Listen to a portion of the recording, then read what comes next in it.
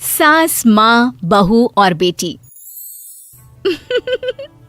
नहीं नहीं, ये कहानी इन सारे के सारे रिश्तों की नहीं, बल्कि 2 रिश्तों में ही सभी रिश्तों के होने की है। अरे बहू, मेरे और तेरे ससुर जी की रोटी मत बनाना, मैं बना लूंगी, दिन तक ठंडी हो जाती है। बहू जो कि एक वर्किंग लेडी थी। नहीं नहीं माँ जी, मैं अच्छे से कपड़े में लपेट देती हूँ ना, आप क्यों मेहनत करेंगी, माइक्रोवेव में गर्म कर लेना। अरे नहीं बहू, मेहनत मत कर, वैसे भी ऑफिस में कम मेहनत होती है क्या, जा रहने दे। लेकिन बहू मानती नहीं, वो सास ससुर की रोटी बना कर ही जाती है। दोपहर में खाने के वक्त ससुर जी कहते हैं, अरे बहू को रोटी बनाने के लिए क्यों मना कर दिया, क्या हो गया, ठंडा ही तो खाते आए हम लोग हमेशा से। अरे वो क्या है ना, सुबह ऑफिस जाती है, घर का सारा काम करने में वक्त लग जाता है, अरे थकती है वो अलग, तो मैंने सोचा बहाने से ही थोड़ा कम काम करवाऊं। ससुर मुस्कुरा रहे होते हैं। ये तो अच्छा है, बहू को समझना जरूरी है।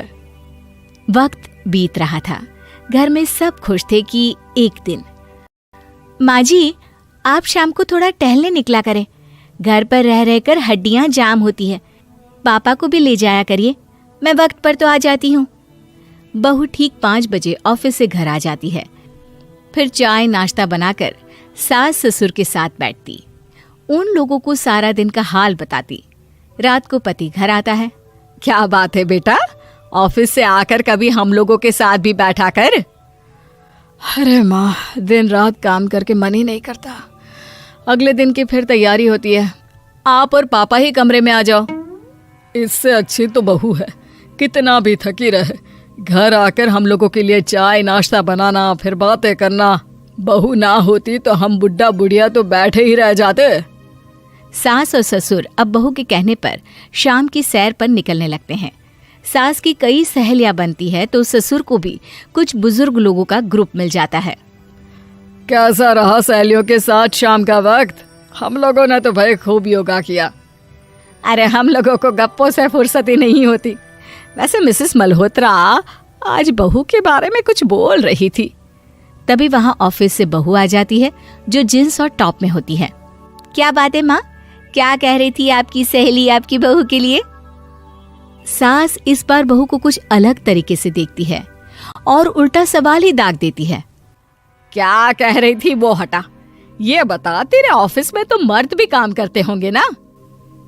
बहू जो अब तक मजाक कर रही थी वो सीरियस हो जाती है। मर्द होंगे नहीं माँ जी, मर्द ही ज्यादा है, हम 5 ही लड़कियां हैं ऑफिस में। अरे तो अच्छा लगता है क्या ऐसे कपड़े पहनती हो? कल से तुम ना साड़ी पहनकर ऑफिस जाना, और हाँ, शाम का नाश्ता थोड़ा जल्दी बनाया करो, नाश्ता बनाकर बाद में ही ऑफिस के कपड़े चेंज करने जाना। बहू को समझ में नहीं आता कि सास को हो क्या गया है, लेकिन वो कुछ नहीं कहती, सीधे किचन में जाकर चाय नाश्ता बनाती है और सास ससुर को दे देती है। अगले रोज बहू ऑफिस के लिए तैयार होती है तो खूब सुंदर सी साड़ी पहनती है और ऑफिस के लिए निकलने से पहले सास और ससुर के पैर छूती है और निकल जाती है। क्या बात है, आज मेधा के ऑफिस में लग रहा है कोई फंक्शन है। अच्छा, पता नहीं, मुझे तो बताया नहीं, वैसे तो सारी बात करती रहती है। अरे देखा नहीं कैसे साड़ी पहनकर जा रही थी? अरे वो तो मैंने ही बोला है उसे। अरे अच्छा लगता है क्या रोज रोज ऐसे सूट या जींस में जाना? बहू हो, बहू बनकर रहो, और आप भी ना मेधा मेधा मत किया करिए, बहू बोला करिए, सर पर चढ़ जाएगी तो दिक्कत हो जाएगी। सास अब बहू को बहू जैसा रखने लगती है, हर बात पर रोका टोकी, हर बात पर ताने। क्या बात है, आजकल लेट आ रही है ऑफिस से? अरे चाय के लिए भी देर हो जाती है, हम लोग फिर पार्क में भी देर से पहुंचते हैं। सभी की बहुएं वक्त से चाय नाश्ता करा देती है अपने सास ससुर को, बस एक तू ही है जो उस वक्त ऑफिस से निकलती है। माँ जी, वो एक रास्ता पुलिस वालों ने न जाने क्यों बंद कर रखा है, जिसके कारण ट्रैफिक ज्यादा हो जाता है। मैं कोशिश करूंगी कल वक्त से पहले निकल जाऊं। ससुर देख रहे होते हैं कि बहू अब परेशान सी रहने लगी है। एक रोज, मेधा, बेटी मेधा। जी पिताजी। बेटा देख जरा कौन सी टी शर्ट अच्छी लग रही है।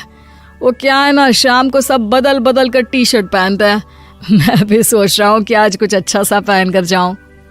हाँ पिताजी, ये सही है। ये लाल वाली ना बहुत जचेगी आप पर। मेरे पापा पर भी डार्क रंग बहुत जचता है। क्या चल रहा है? अरे ससुर के सामने घूंघट तो छोड़ो, ऊपर से रंग बताया जा रहा है टी शर्ट का। अरे बहू, कोई संस्कार दिए नहीं है क्या तेरी माँ ने? बहू इस बार बहुत निराश हो जाती है। वो वहां से तुरंत अपने कमरे में चली जाती है। अब बहू घर का सारा काम करती, ऑफिस जाती, लेकिन साड़ी और सर पर पल्ला लेकर। एक बार पड़ोसन उनके घर आती है। वाह सुमित्रा बहन, बहू का तो रूप ही बदल दिया। ठीक किया, बहू बहू जैसी ही अच्छी लगती है। अच्छा चलती हूँ मैं। पड़ोसन के जाने के बाद सास बड़ी अकड़ के साथ कहती है, देखा मेरा कमाल, कैसे मैंने मेधा बहू को कंट्रोल में कर लिया। अब बारी ससुर के बोलने की थी। हाँ सुमित्रा, बिल्कुल ये काम तो किया है तुमने, लेकिन कभी सोचा क्या खो दिया? क्या खो दिया? मैंने तो कुछ नहीं खोया जी। खोया है, पहले बहू जब ऑफिस जाती तुम्हारे पैर छूकर तुम्हें गले लगाती, लेकिन अब सिर्फ पैर छूती है। हाँ जी, ये बात तो आप ठीक बोल रहे हैं। पहले घंटों हम लोगों से बात करती, कमरे में ना जाती, ऑफिस से आते ही खुद की चाय, खाना, नाश्ता सब हम लोगों के साथ करती, सारी बात बताती। लेकिन क्या तुम्हें पता है, बहू की तबीयत खराब चल रही है, वो माँ बनने वाली है। ये बात मुझे बेटे ने बताई कि तुम्हें बता दूं। अब सास की आंख में आंसू थे। वो समझ गई थी कि लोगों के कहने में आकर उसने क्या खो दिया। शाम को बहू घर आती है तो माँ किचन में पकोड़े तल रही होती है। अरे माँ जी, आप रहने दीजिए ना, मैं आ तो रही थी। अरे नहीं, जा तू चेंज कर ले, मैं नाश्ता और चाय टेबल पर ही लगा रही हूँ मेधा। सास के मुंह से अपना नाम सुनकर बहू को बहुत अच्छा लगता है। माँ जी, कोई गलती हो गई है क्या? मेरे होते हुए आप काम करे, ये ठीक नहीं है। संस्कारी और समझदार बहू सास को माँ समझती है, लेकिन सास की बेवकूफ़ी उसे सास ही बनाकर रखती है। बहू, मुझे भी थोड़े संस्कार और समझदार बनने का मौका दे, जिससे मैं भी बहू नहीं बेटी को देखूं तुझ में। और हाँ, मेरा होने वाला पोता क्या कहेगा कि दादी ने तो मेरी माँ को बहुत परेशान किया। बहू सास को गले लगा लेती है। नहीं माँ जी, वो कहेगा कि माँ को तो दादी ने बेटी बनाकर रखा है।